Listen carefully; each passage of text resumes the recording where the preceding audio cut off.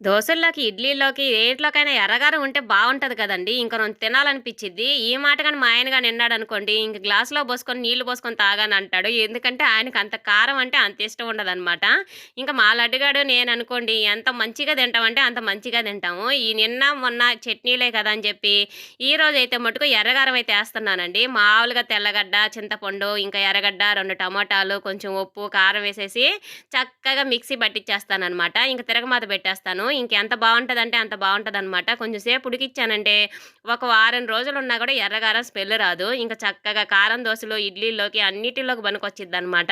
ఇంక నేనిదేస్తా ఉంటే మా ఆయన పక్క నుంచి చూస్తా ఉన్నాడనమాట. "మొదలుపెట్టిందిరా నాయన ఈరోజు కారం వేయడం. ఇంక ఈ 4 రోజులు ఈ కారమే పెట్టిద్ది నాకని" ఇంక అనుకుంటా ఉంటాడు మనసులో.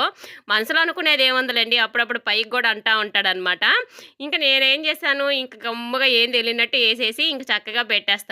తిన్న తర్వాత నెక్స్ట్ డే చెప్తాడు, "ఇంక నాకదెయ్యొద్దు, నాకు చట్నీ చేసి పెట్టమ్మా తల్లి" అని. ఇంక మా లడ్డుగాడైతే ఫుల్ హ్యాపీ.